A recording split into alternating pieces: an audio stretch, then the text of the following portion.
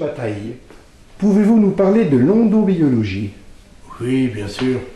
Eh bien, figurez-vous que c'est en cherchant à vouloir expliquer le magnétisme que je me suis aperçu tout simplement que ce sont nos atomes qui fabriquent nos énergies humaines, nos propres énergies, mais qui ne sont pas magnétiques, qui sont électromagnétiques.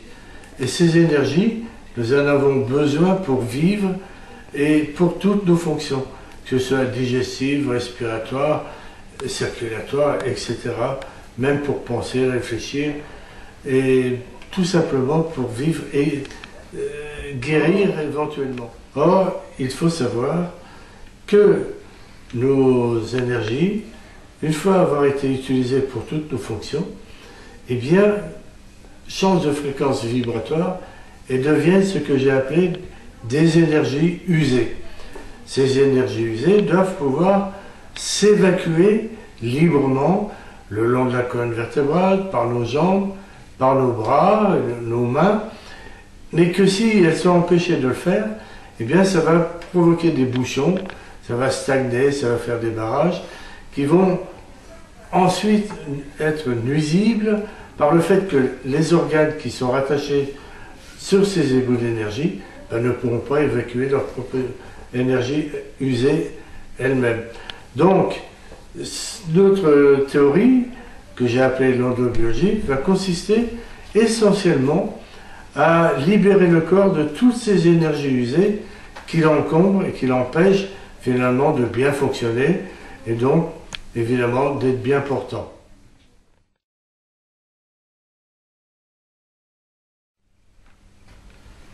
Bien, maintenant je vais vous montrer comment réaliser un équilibrage des deux cerveaux. Alors, vous mettez le bras à l'extérieur, et celui-ci, vous m'empêchez de la baisser, vous montez vers le haut. Voilà. Allez-y, résistez. Voilà, ça c'est votre force. Donnez-moi la main. Voilà, on met là. Et de la même façon, vous résistez là. Et là, vous voyez, vous vous effondrez. Retirez la main, on va vérifier encore. Résistez, mettez la main. Et là, vous voyez, vous ne pouvez pas tenir. Ce qui veut dire qu'il y a une faiblesse du cerveau gauche. Maintenant, on va voir pour le cerveau droit. Vous allez le mettre ici, comme ça. Voilà. Vous résistez, résistez. Et là, vous voyez, c'est pas du tout la même chose. Je ne peux pas vous le baisser. Alors, qu'est-ce qui se passe?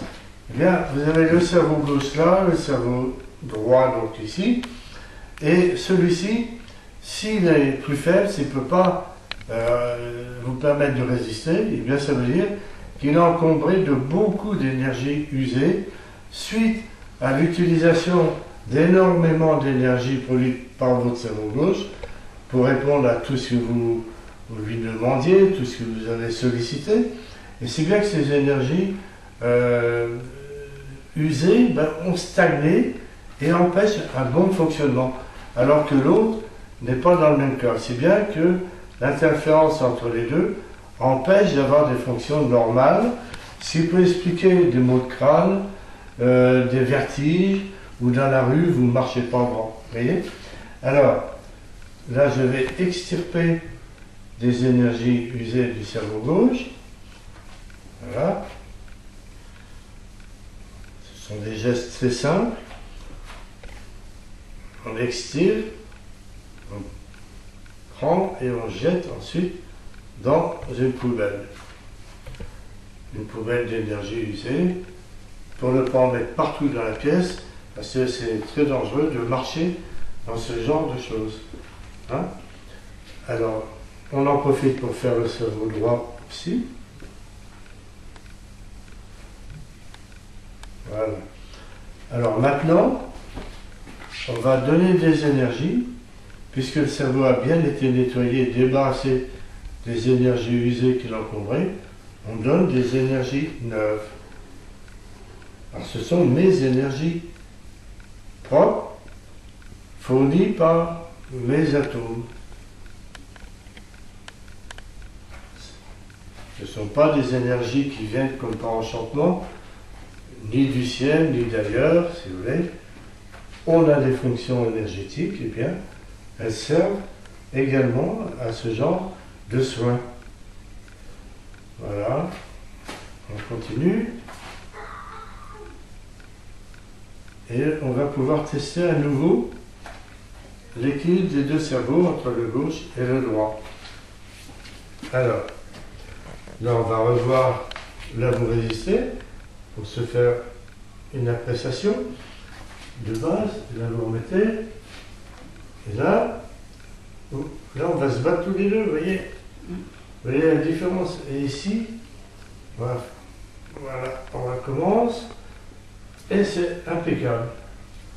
Voilà. Donc on peut dire que maintenant, madame a un bon équilibre entre le cerveau gauche et le cerveau droit, ce qui lui permettra ici de faire des diagnostics, d'apprécier des choses, mais surtout de profiter des facultés du cerveau droit pour faire la synthèse.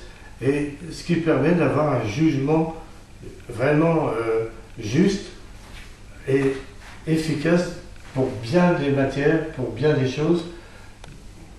Et là, une créativité qui est encore amplifiée. Voilà.